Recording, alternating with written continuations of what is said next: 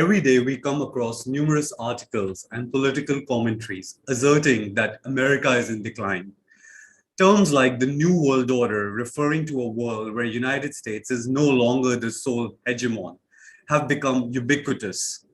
Foreign policy wonks churn out reports on how their nation should prepare for the imminent bipolar world or multipolar world. For those on the political right, US has gone too far from its roots chasing political correctness, and this has precipitated its fall. And for those on the left, America's prestige and authority have waned due to its inability to conform to its own values of equality and justice for all, as evident from the extreme inequality and endemic racism. Either side foretells America's diminishing global stature. Prophecies of American decline are not new. The rise of Soviet Union, collapse of Bretton Woods, Japan's economic success, September 11, America's war on terror, the global financial crisis, and now the China challenge. All have been at some point claimed to be the harbinger of America's end. Naturally, such predictions have never come to much. The United States remains the most powerful nation economically, militarily, and culturally. But just because the declinists were wrong in the past does not mean that US would reign supreme forever. The gap between the US and other powers has narrowed considerably. Is this time really different? Are we witnessing the decline of America? To address this question, we have with us Dr. Timothy Lynch, professor in American politics and the associate dean in the Faculty of Arts at the University of Melbourne, Australia. He's the author of In Shadow of Cold War, American Foreign Policy from George Bush Sr. to Donald Trump. Dr. Lynch, welcome to Argumentative Indians. It's an honor to have you with us. Well, thank you for that very generous introduction. I'm delighted to be here. So let's jump into it right away. Let's address the big question, which everybody has taken as if the writing is on the wall. America's end is near. What is your research have to say on this subject? Well, I think you're right to assert that this prediction of US decline has been around for at least as long as I have. I'm now in my early 50s, and the argument that the US is in decline is as old as me. In fact, I would argue, Yarja, that it's considerably older. It's as old as the nation itself. The nation's now in its 24th decade. And across that period, especially at the beginning of the United States, there was a very confident expectation that this nation of farmers and Democrats and small businessmen would quickly fail. It would fail because the system doesn't work. Democracy 2.5 centuries ago was an untried system, and it was confidently expected it would fall in the face of monarchical government, of autocratic government. And we know across the 2.5 centuries of American history, America's gone from being insignificant to being the most powerful state, as you say in your introduction, in the history of the world. There's something about American resilience, American institutions, American character we need to explain if we're to arrive at any sort of understanding of its current predicament. So I think decline is basic to US history and has been since the very beginning. And it's always been defined more in hope than in expectation. America's enemies, those skeptical of the American project, have always wanted it to decline, and it still hasn't. It's still going with all the imperfections that you've briefly outlined there. It remains a pole of attraction for people around the world, and as a system of government and an economy that is the envy of most other nations, and that needs to be explained.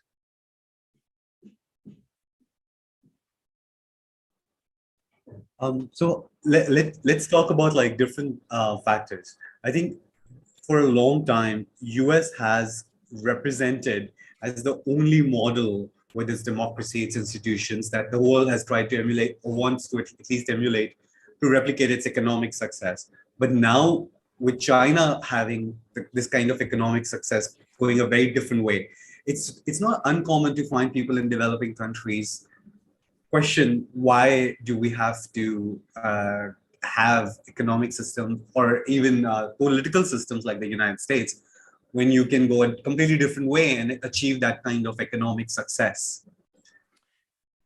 Yeah, so I think it's a good question, and of course we're into that territory now when we're assessing the universalist credentials of the American experiment.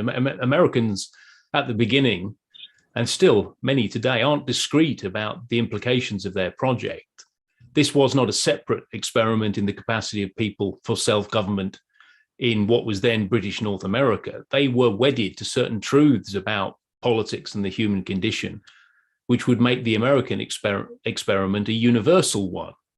And I'd say that its success in some way is grounded in this understanding that it speaks to universal principles and ideas that aren't separate and discrete, but actually are recognized in countries around the world. Now, there are alternative models to economic development. We've seen them, and we know that Europe has developed economically without being rigidly connected to a set of universal principles. History of much warfare and bloodshed, of course, in that history. And also we know that India and China are embracing different models of development, trying to realize the economic wealth that the United States has, but without the same kind of insistence on individual rights and freedoms that the American experiment embodies. So there are different models. My argument would be America's works better, not perfectly. In fact, it's highly imperfect in lots of ways. You've spoken about the great disparities, economic, social, racial in the United States. But I'd still trade you the problems facing the United States with the problems facing China, with the problems facing India. I think America has a system of government which is sufficiently flexible. It can actually deal with some of these.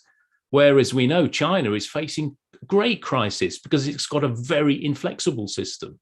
So I think America's got a long way to run because it's got a system which is elastic, can adapt to the various crises of human affairs, and has proven itself to be so over the last 2.5 centuries.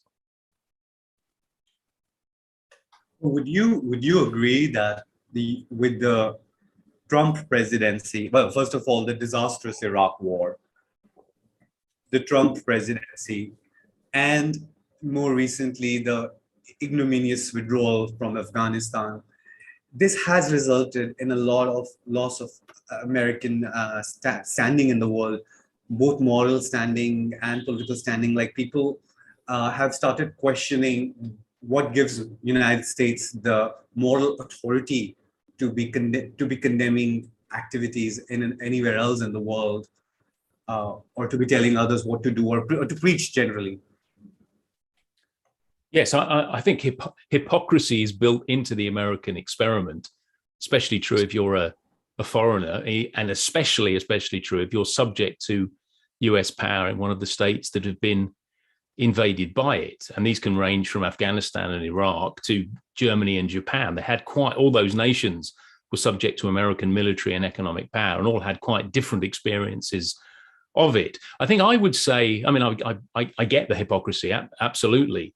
I think what we're actually analyzing here is not American imperialism and the mistakes that it makes through its over application or by being overbearing, but by being underwhelming. America's problems of the last 50 years, certainly since the end of the Cold War, have mostly stemmed, I would argue, from a reticence about its global role, the unwillingness to actually use hard military force when it has this power in abundance. So if you talk Iraq as the obvious example, of course, a disaster. Why was it a disaster? It was a disaster because they used too few troops.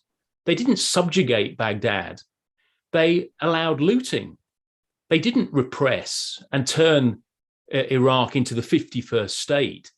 In some ways, they trusted to the latent democratic sentiments of the Iraqi people, as any number of theorists would have encouraged them to do, and they were found out. So we're actually dealing with what I would claim are the sins of omission when it comes to US imperialism.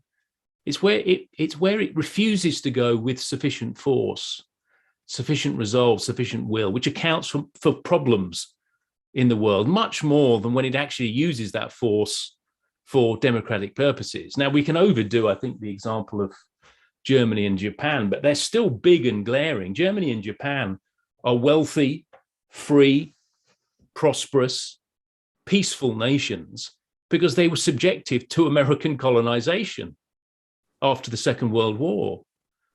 America stayed the course. It still has 40,000 troops in Japan. It has 30,000 troops in Italy and Germany. It's still there. It stayed the course. What it's done in the last 3 or 4 decades is refuse to acknowledge the wisdom of that model. Now, it's an imperfect analog to compare Iraq and Afghanistan with the Germany and Japan, but it's also one we have to deal with.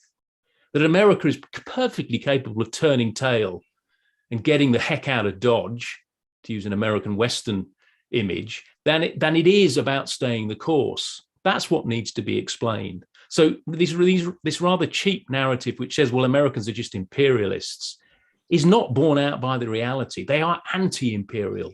They are born against empire. And that makes them cautious about using military force, which is why we've seen it fail in its last few iterations, not just in Iraq and Afghanistan, but in Libya, refusal to act in Syria. We're seeing it again unfolding in Somalia. It's the absence of the will to use the power that it has, which is the more remarkable feature of US power in the current moment. But would you entertain the possibility that the model that worked in Europe and Japan, when it was extended to the greater rest of the world, it sort of has been failing everywhere from Vietnam to Middle East? And if there is an argument that, like most empires, the Romans, in India, the Mughals, what brought about their end was their overreach. Yes. They were spectacular until the point they went too far, and that's what ultimately brought about. So are we witnessing something like that? Yes, it's a great question, but I think it's based on a false assumption that what we're seeing is not overreach in American power, but in many important respects, underreach. I mean, Vietnam is, again, another illustration of this. America doesn't, I mean, I think it speaks to its liberal democratic character, but refuses to countenance a war which would just level Vietnam. It's prepared to stomach defeat. It doesn't commit troops to the battlefield. It doesn't use nukes. It withdraws and suffers the ignominy of that withdrawal, but comes back. So we have the 1970s, a terrible decade in American history, but these are followed by the 1980s, when America summons up resolve and will and wins the Cold War. I'd ask you to consider Russian power. I mean, Russia is going to be hard to avoid in our discussion, but before we get to Ukraine, which again is a disastrous application of hard military power, think of its experience in Afghanistan compared to that of the United States. For 8-9 years, it suffered terrible losses. The consequence was the fall of the Soviet Union itself. The system did not have the elasticity, the legitimacy baked into it that the United States has. America can lose wars and still endure, come back stronger in many ways. Vietnam proves that. I think Iraq may be too soon to tell, but the idea that Iraq spells the death knell of US power, I think, is premature. We need to have the conversation in 2030. The rival regimes, the other regimes that think hard military power is the way to realize global power and security, inevitably come unstuck in its use. I mean, if you think across the 20th century, the Soviet Union itself, which I've touched on, Nazi Germany, Mao's China, they're all either beaten by the US power, or an alliance of nations in which America is the dominant partner, or they adapt to an American-led world order, which is what Mao Zedong or his successors certainly went on to achieve. So fighting the United States, having alternatives to American power and American democracy, have not been successful. Whereas the United States can absorb these setbacks, it can roll with punches because of the nature of its system. And I think that's what needs explaining. I actually want to come back to that question about, so in the past, yes, you're absolutely right. Nobody has been able to position themselves as an alternative power, have been able to challenge American power. But they've done these things, they've done it independently.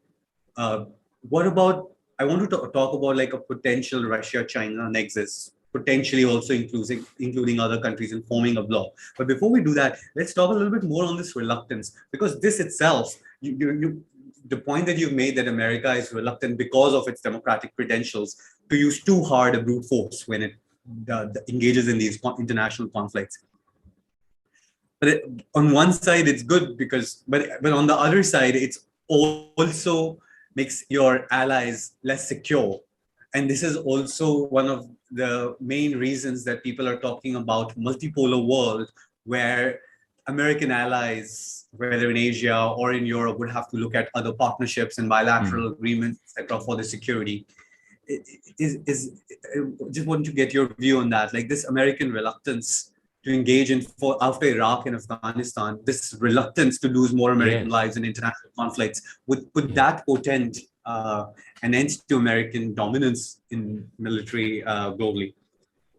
Yes, well, you raise, I think, a very important point. What its allies fear most is not its overweening power, but its withdrawal. Trump scared the life out of European leaders, not because he threatened to use US force, but because he threatened to withdraw that capacity. It's an extraordinary thing, really, to think about, that America has allies that want it to be more assertive. Most of the other great powers in world history have the opposite concern. How can we contain Roman power, French power, Spanish power, Chinese power? Whereas the great concern for America's allies is how we can make sure Americans remain committed to using their hard power for the protection of Western markets, Western wealth, Western supply chains. That's what that's the great concern in contemporary politics, and it was made manifest. It has been made manifest since the Putin's invasion of Ukraine. The great concern and his confident expectation was that America would not have an interest in this fight.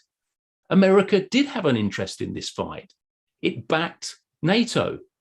It's set up an alliance structure to counter the Russian invasion of Ukraine, which has now enticed Finland and Sweden, two historically very neutral powers, into that alliance.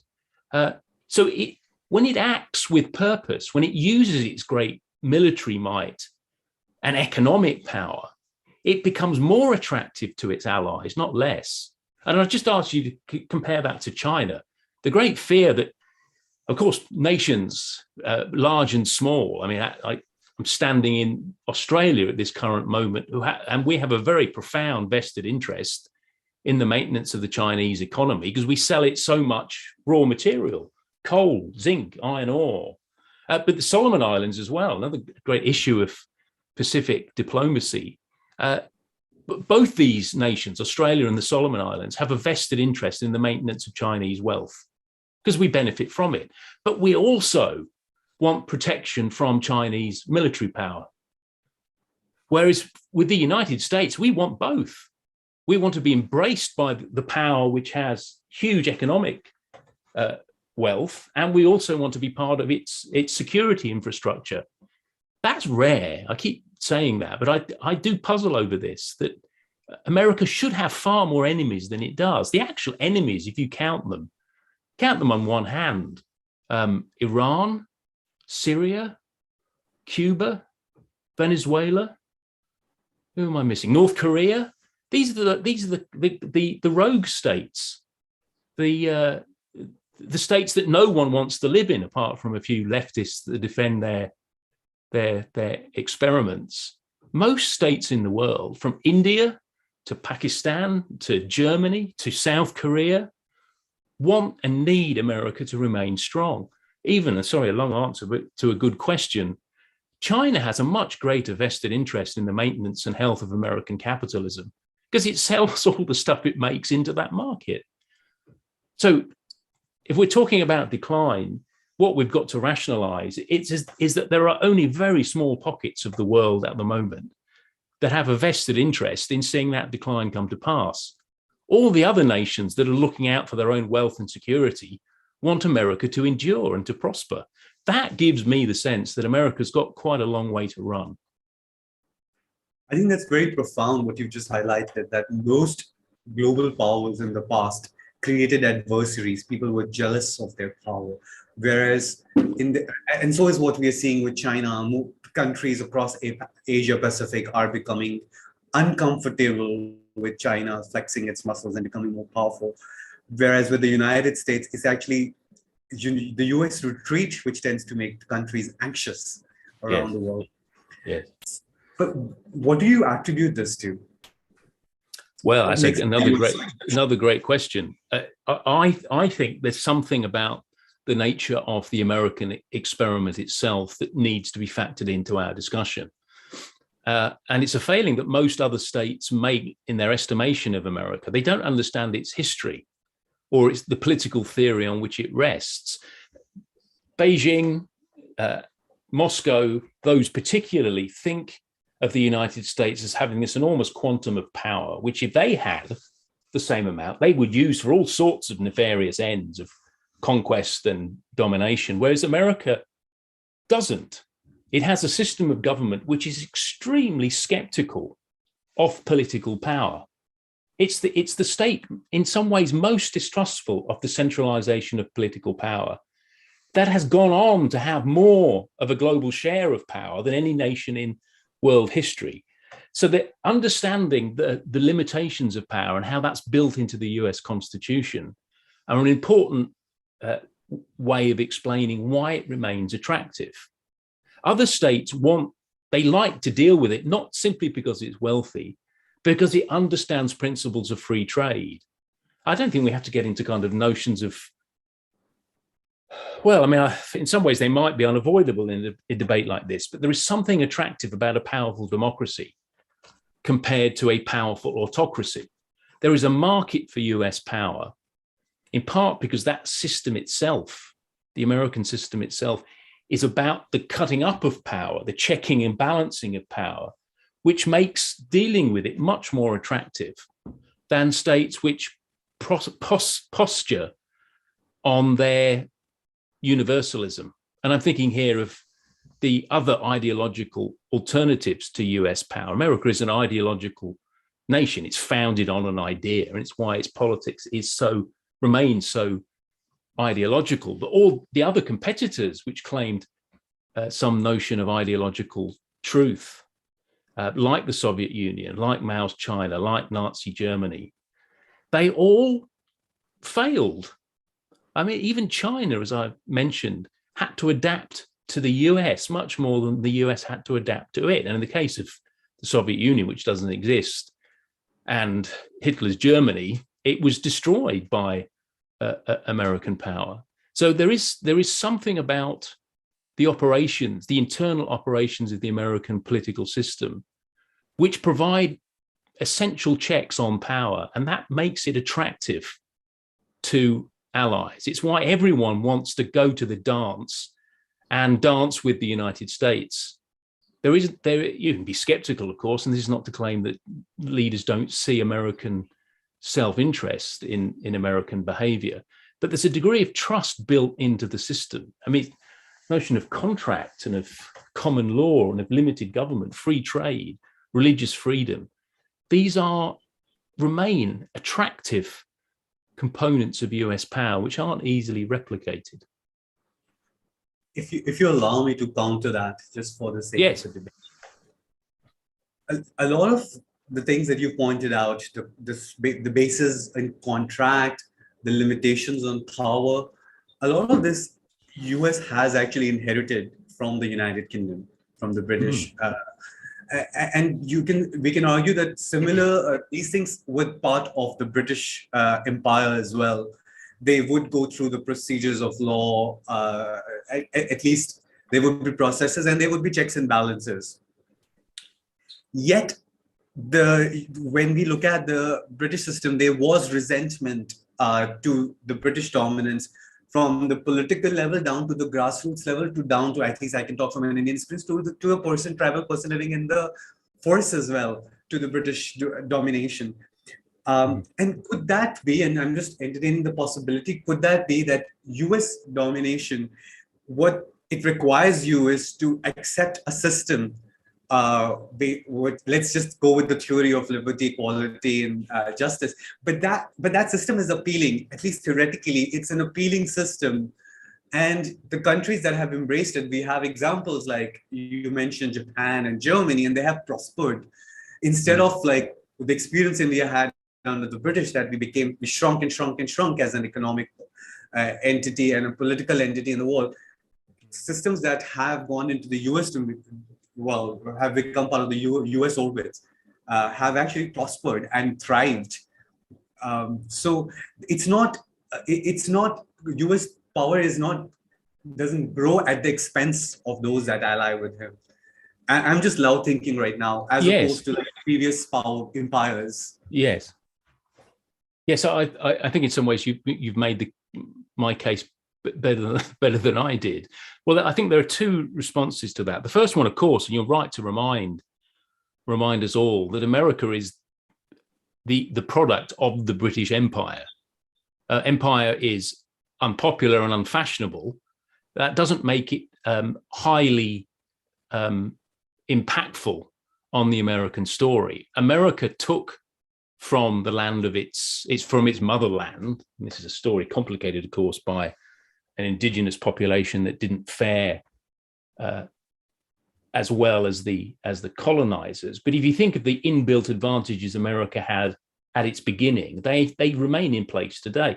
The fact of the English language, the language of trade and aviation, free trade, an emphasis on the rule of law and property rights. I think particularly important, Jaja, is religious freedom.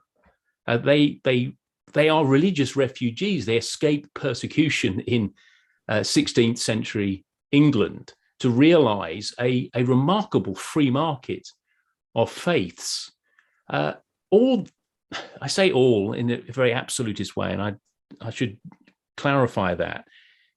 Many other states in the world have all been compromised by one of these key features. They're too autarkic, they're too mercantilist, or they're too riven with religious turmoil. The history of India, of course, can't be told without dealing with the very bloody and protracted religious rivalry that is basic to it, whereas the United States is essentially free of religious war. I mean, you've mentioned race, and race remains a fissure, and it apparently insoluble issue in American society and its politics. But even then, we don't have racial wars.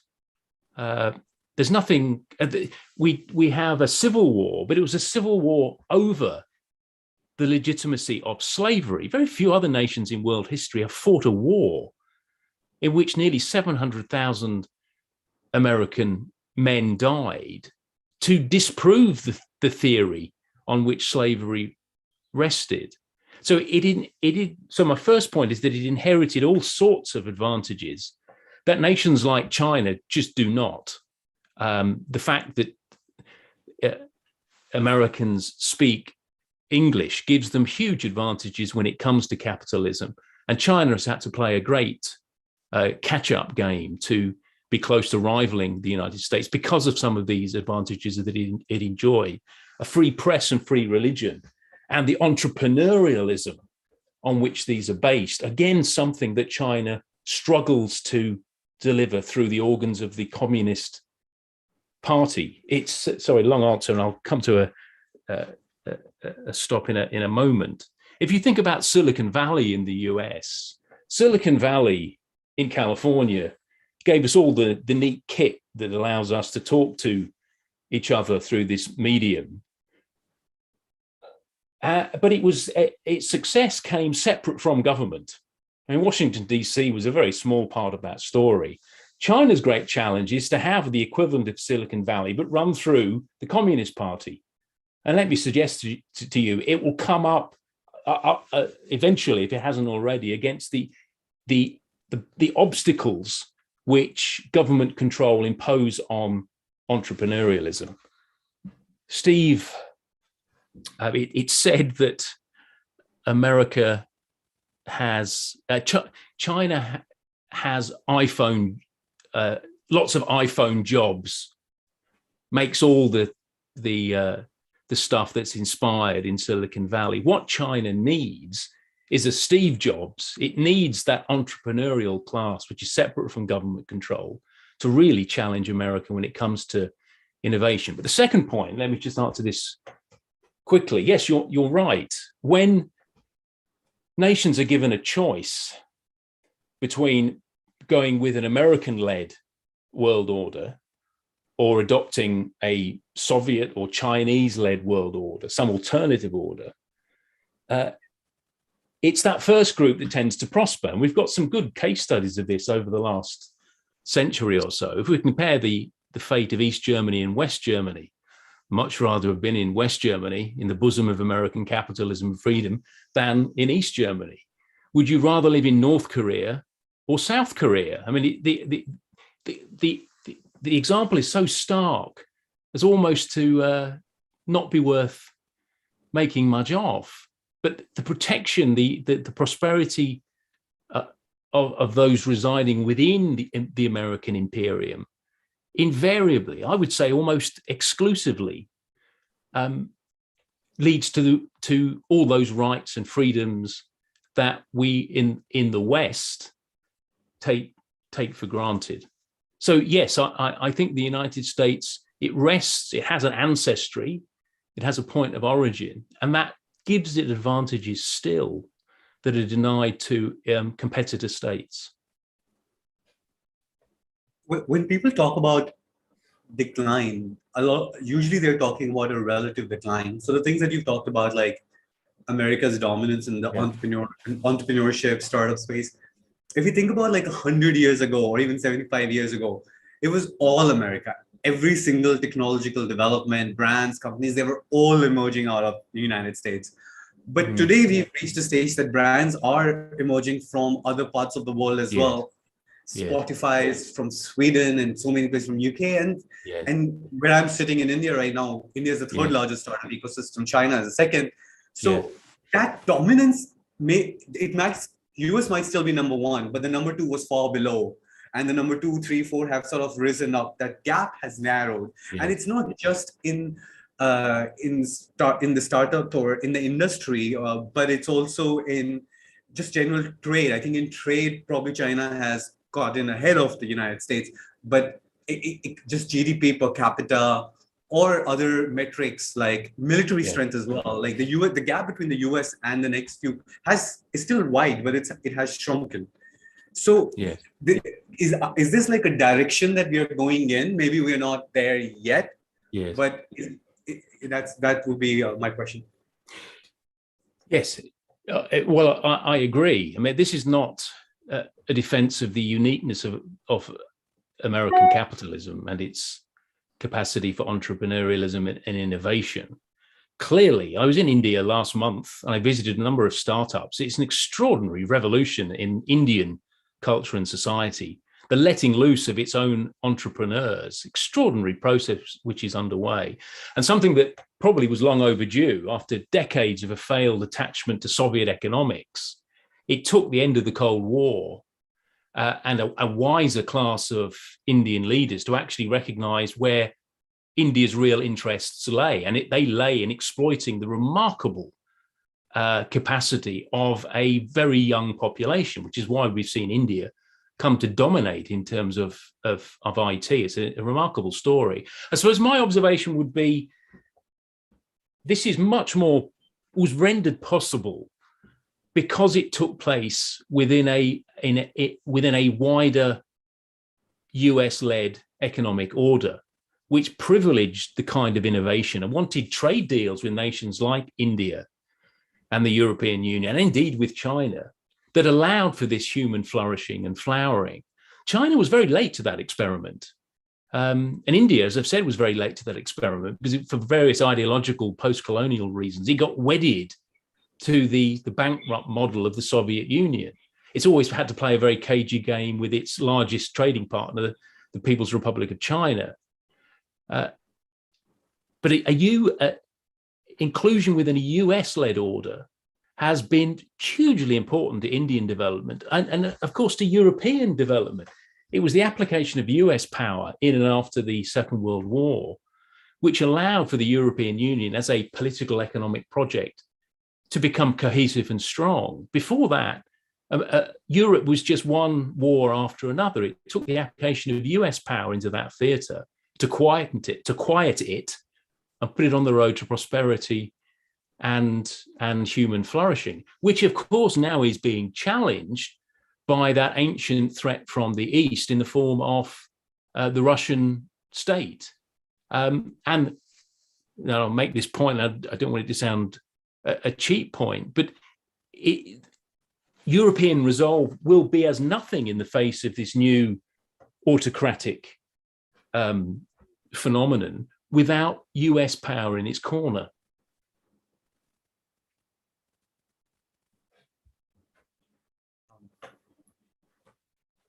Actually, I'll just make a statement to add to your point. I was just thinking, even when India talks about, well, multipolar system, and not just India, even China, when we talk about multipolar system, everybody keeps talking about rules-based multipolar world order, which to me is kind of, to me it reads like that even if US is not the hegemon anymore, we want the world order that the US has created to persist because we have grown and prospered in this world order. Nobody wants the uncertainty that prevailed probably before World War I, where it's not really clear. There are different powers of varying strengths, and we had a lot less global stability. So I think that would add, basically, that would be something that sort of corroborates your argument. Yes. World orders are not spontaneously enforced. They require states with hard military and economic power to either write those rules and to enforce them. So it's always, I mean, this is where the realist in me kicks in. I rather like this notion of a rules-based world order, but as in a national system, it requires a locus of power, in this case, the United States, to enforce them. They're not self-enforcing otherwise. They can be broken and violated by rivals like Russia and China. So a rules-based order is actually an argument, I think, on behalf of the continuance of American power. Russia, let's talk about Russia now. Russia is not a minion like North Korea or Iran or whatever. If Russia is not, Russia finds itself stifled by this world order. It has not gladly subscribed to it. And alone right now, we are seeing that it probably doesn't have enough wherewithal to challenge the US and all its allies. But what do you entertain the possibility of a China-Russia coalition, which eventually includes other countries also, which see some benefit in this? And I mean, there are countries which are much more economically linked with China today. And that becoming a real threat to the US hard power. No. And the reason I say no, well, there are several reasons. Let me offer a couple. First of all, I think it's pretty clear that Xi Jinping and the Beijing leadership are extremely cool to the point of being openly skeptical of what Vladimir Putin has done. So at one level, there is the action against Ukraine itself, which is not going to firm up the relationship between Russia and China. It's shown China that Russia is potentially roguish in its behavior, can't be trusted. And perhaps what's worse, it's militarily ineffectual and incompetent. strategically, farcically incompetent when it comes to something it traded on for after its ideological project had failed. One of its great sources of strength was it was able to sell its neat kit and its military doctrines around the world, not least to states like India and China. And the Ukrainian invasion, of course, has exposed that as a sham. The other feature, I think, is we forget that these are our historical rivals. China and Russia have a much longer history of enmity, of conflict, than they do of cooperation. It's not enough of a glue. Being anti-American or anti-European, anti-Western more broadly, is not enough of a glue to keep these very conflicted nations in an alliance together. So I think Ukraine has in some ways exposed the fallacy that there's some great autocratic alliance on the verge of forming, which is going to counter Western US-led power. The remarkable thing in the current moment is that even with a White House which is regarded as woke and pusillanimous and weak and ineffectual, the remarkable job that White House has done of standing behind the NATO alliance, of boosting Western resolve, and in providing great subsidy and training to the Ukrainian war effort, that is a remarkable thing, which I don't think, almost certainly Putin didn't bank on. And Xi Jinping must, if he does scratch his head, must have scratched his head thinking, well, this calls into question our own regional aspirations and territorial ambitions, not least on the island of Taiwan. So I think Ukraine, rather than showing is evidence of a new autocratic wave, has exposed that as a fallacy and has indicated US decline. Our assumption of that has been exaggerated. The market for US power since August 24th, that's February 24th, 2022, when Putin invaded Ukraine, remains remarkably robust.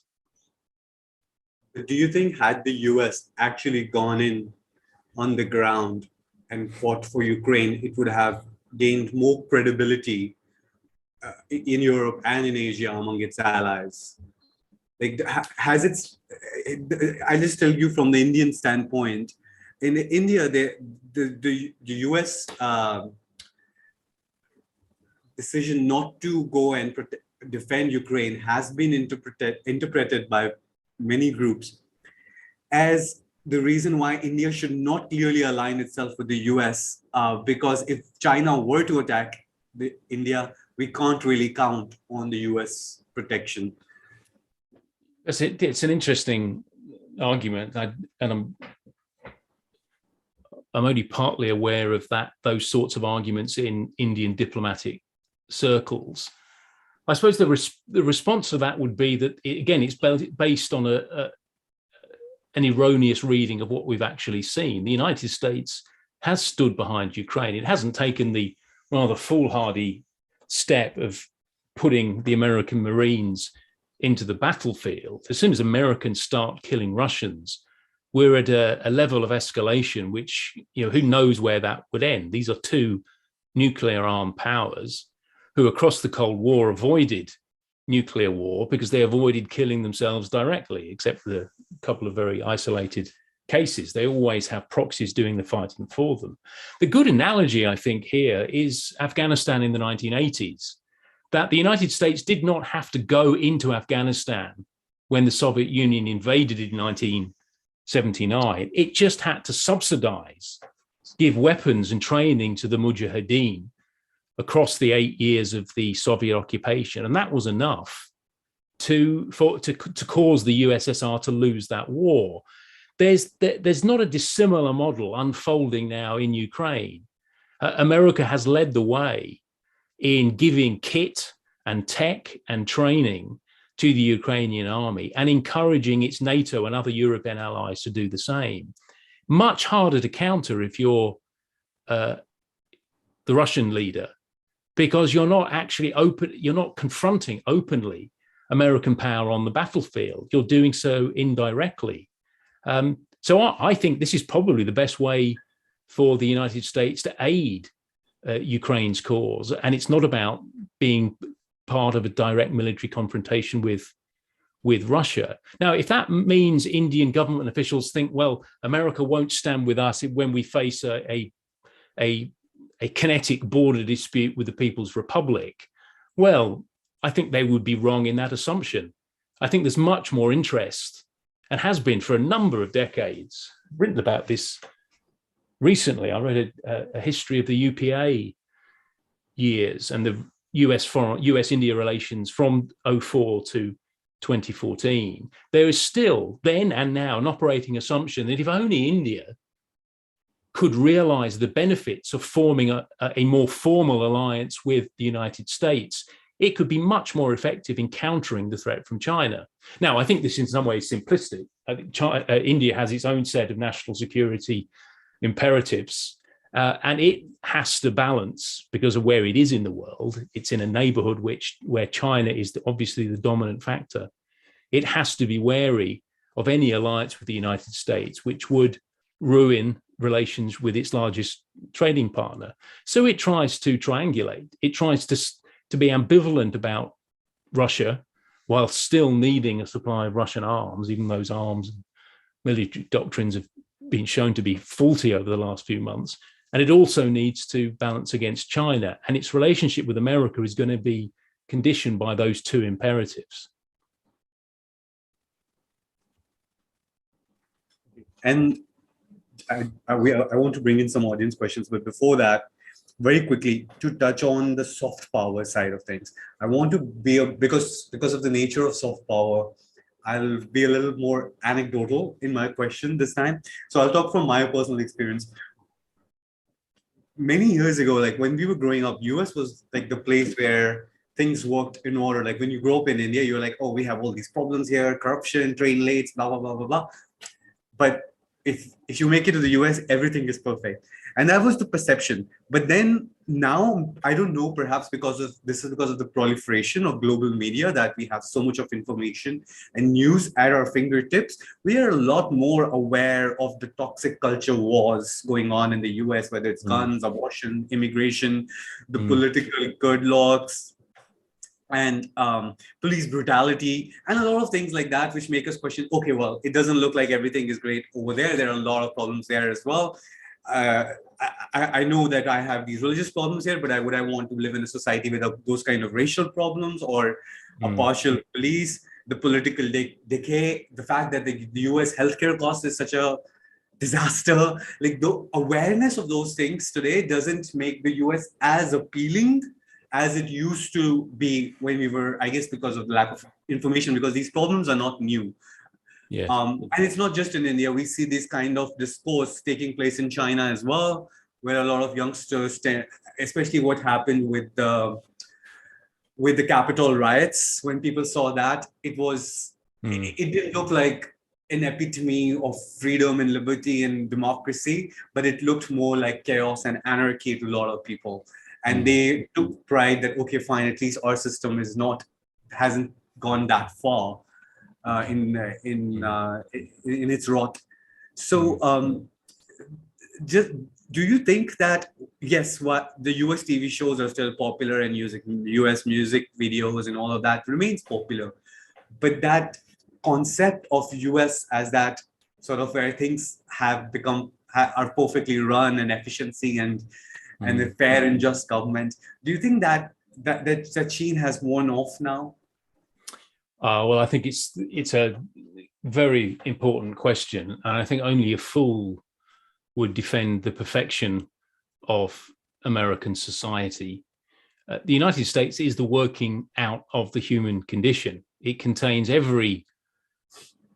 members of every culture, every race, every religion, every nation, and one would expect it to have periods of great turmoil and conflict, and also to be capable of remarkable periods of innovation and development and prosperity. And that's what we see across American history. I think the argument, the relative argument about which system is American racism worse than the Indian caste system? And I don't see great profit in that argument. I think they're both different forms of injustice. But importantly, in America's case, it's an injustice that the system across 2.5 centuries and through civil war and civil rights movement has wrestled to resolve. So race remains a central issue in American politics, but the argument is about how you can make it better rather than how can you entrench racial division. So they will fail. I mean, they fail at many things. It's a highly imperfect system because it's run by people power. It's the capacity, what we're judging is the capacity of men and women to control their own government, to effect rights and freedoms through governmental structures. And that creates huge friction and huge conflict. The other point I would make here, and I referenced it previously, don't pretend that America is not an ideological nation. It's wedded to this idea that there are unalienable human rights. Life, liberty, the pursuit of happiness is how the Declaration of Independence has them, and that government exists to protect these rights, certainly not to invade them, and to effect a system of laws where these rights become secure. Now, it's an idea, and like most ideas, it's begotten a form of ideological politics. So all big issues in the United States, and you've mentioned some of them in your question, like slavery and like abortion or like healthcare, become issues subject not to technocratic argument and debate, but to ideological contestation. If we afford universal healthcare, if we give everyone free healthcare, no such thing, but government-sponsored healthcare, the question is, how do we deliver that? The question in the United States becomes, how does that shift the balance of power between the government and the individual? The same way with abortion and slavery. I think the two great social issues in American history, these were arguments that weren't technocratic, as they've become in many other, certainly in terms of reproductive rights, as they've become in other nations around the world. They represent the fundamental clash between competing systems of what the United States is supposed to do. Does it protect one set of rights, but only by violating another?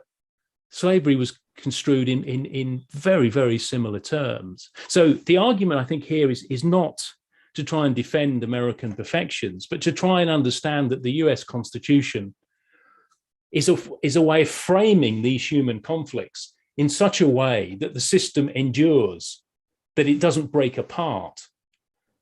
And I would, again, look at the other alternatives, nations which are similarly predicated on ideological understandings, like the Soviet Union, which aren't capable of that kind of internal debate, which the ideological nature of American politics makes possible, gives America huge advantages over its rivals. And just to finish this, a long answer to a very good question, if China is an ideological nation, it's founded on an idea. It's a kind of bastardized version of a failed Western German ideology, Marxism, makes it very attuned to ideological argument and debate. Has it given it the resilience and robustness and flexibility that American ideology has given to the American experiment? I would say it hasn't. Thank you. Let me bring in some questions from attendees. Bhuvan Jha, please go ahead with your question. Thank you, Yajur, for this opportunity. Thank you, Professor Lynch. We have been listening to you over the last 30 odd minutes, and it has been most engaging. My question to you would be, how do you read the decline of multilateral institutions, especially when you look at the World Health Organization and how it suffered a loss of credibility, especially during the pandemic? The UN that is almost become defunct, almost going the League of Nations way. How do you read that in the context of American decline? Because America is the principal funding agency behind most of these organizations. And my second question to you would be, how do you read the domestic issues that are present in America, and how are they acting as a factor behind America's abstinence to act on the global fora, take a more proactive role in countering so far as China's emergence as a global player is concerned? Thank you. Bhuvan, thank you. Two very good questions there. Yes, there is a supreme irony here that the nation that gave us the UN and the WHO and all the multilateral institutions that we think of as part of a rules-based order was the United States. And yet it's also been the power, not just under Donald Trump, but well before him, that's grown most distrustful of the operations of those multilateral institutions, particularly the UN. And successive American presidents have seen the UN as in some way a kind of conspiracy against it. I mean, it provides most of the funding, but it becomes a debating chamber for various, often becomes a debating chamber it's a caricature, but carries a certain of truth, dedicated to an anti-American, anti-Israel worldview. Why Donald Trump came along and said, why should we be supporting and funding an organization which is actually against our interests? So there is a job of work, I think, to do when it comes to these big, to institutions like the UN. The correlation is not perfect. Let me suggest it for the sake of argument. Those institutions which America has the greatest control over, like NATO, tend to be the ones that endure and actually have some teeth, whereas the UN, because it's not really taken the UN seriously, has much less power.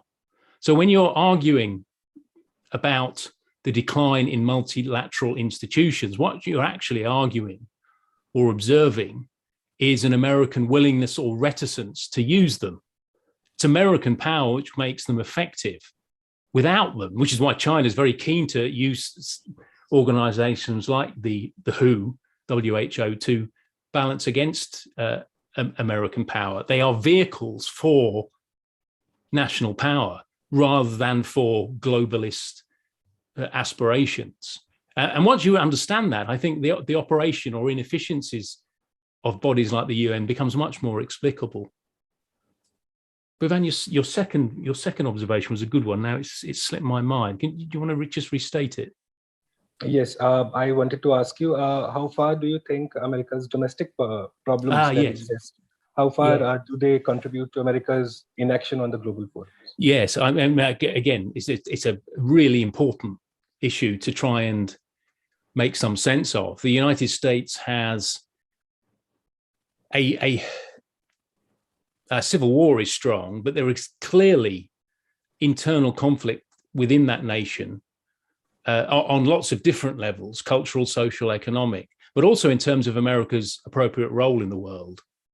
And there is a set, and it's doesn't necessarily map onto an easy left-right spectrum, but there are significant parts of the Republican Party that think America should do less in the world, should be less imperial, less militaristic. There is also parts of that same party, the Republican Party, who think exactly the opposite, that it's a deficit of American military power, which invites Chinese and Russian expansionism. So if you can imagine there is a debate within the Republican Party itself, you can imagine how that manifests itself across the nation.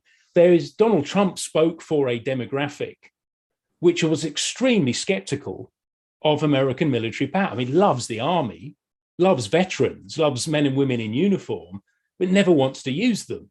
Thinks America is more secure the more it abandons the interests of foreigners. Whereas across American history, both on left and right, there's been a very strong tradition arguing the opposite, that America's domestic tranquility, its own internal freedoms, hang on it being central to international relations, to being an imperial power. And those two things, they remain in tension. Do more, do less. And there are portions of both political parties arguing with themselves over what the appropriate form US foreign policy should take. Does it answer your question, Bhuvan? Yes, thank you. Thank you for your answer, Professor Lynch. You can stay on. Yash, please go ahead with your question. Yeah, thank you, Yaju, for this opportunity, and also to Professor Lynch and Argument Indians for organizing this a very informative session. So my question is, did America lost its way after 9/11? Like they went after terrorism at all cost, even at the cost of their own development and growth. And this combined with China's growth, and like it is much more powerful. Like, can China in a decade or two, can China be the one competing with America for the superpower status? So these are two questions combined in one. One is like, was 9/11 was the breaking point? And second is, China can be a future superpower. Yes, good question. Well, I'd change the terms of the question on 9/11 and say which was more important, 9/11 or the great global financial crisis of 2007 and 8. And I think from this vantage point, it's the latter.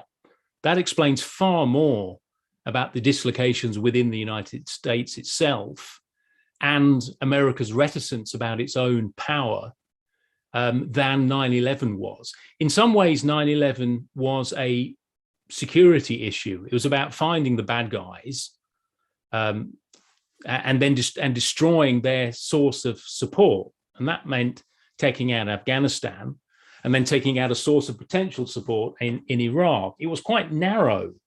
And as we've argued at the beginning of our debate today, it called for the United States to use minimal military power, to use as much military power as necessary to get rid of the bad guys and then leave. Whereas the impact of the credit crisis, 10 million Americans losing their homes, was something close to a cultural revolution in the United States. It gave us Donald Trump. 9/11 didn't give us a remarkable presidency. It gave us fairly predictable presidencies, even though Barack Obama is in some ways a remarkable candidate. He was really pretty middle of the road and normal and traditional in terms of his approach to foreign policy. Whereas Donald Trump was clearly a reaction to the devastation wreaked on the US economy by the great credit crunch of 2008 and the Allied perception, both real and exaggerated, that China was the cause of it, that it was China that stole American blue-collar jobs, American factories closed, and all the wealth moved to China. That explains far more about the nature of international relations in the current moment than does 9/11. So I would change the terms of the question. The second point about China, one of the remarkable features of the current relationship between them is that both have a vested interest in the economic health of the other. Most ideological conflicts across world history have seen one power favor the demise of the other. I mean, think of Germany and the Soviet Union in the last century, or English and French power in the 100 Years' War of the 14th, 15th century. Both sides wanted to see the destruction of the other. Well, now we have two great armed camps, US and the People's Republic, who both want the other's market or productive capacities to remain strong because it suits the interests of the other. Now, this, in my hopeful moments, this gives me encouragement that we won't see war because the costs of war are far, far greater than its benefits. That the embrace, the economic embrace of both these nations makes their actually fighting irrational. So I was telling me, if you have me back, we can unpack the relationship, the US-China relationship, and still not do an adequate job because the issues this throws up are just enormous. But I think that what we often miss, as I've said, is how far both states want the other to actually remain strong and yet still want to challenge the other side. And how you do that, how you weigh, how you balance the needs of prosperity versus the needs of national ideology, that is a work in progress.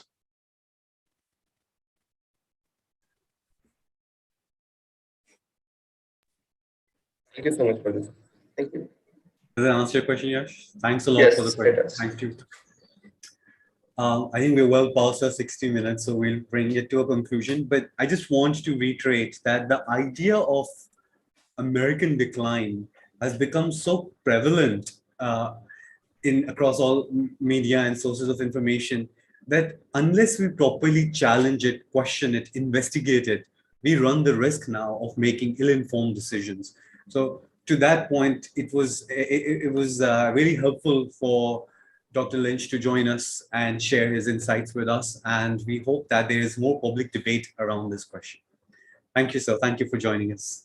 Joshua, thank you for your brilliant navigation of the questions, and to the questioners who asked really good questions that have given me reason to go back to my books to reevaluate some of my thoughts. So it's great to be part of the Argumentative Indians program. Delighted. Thank you.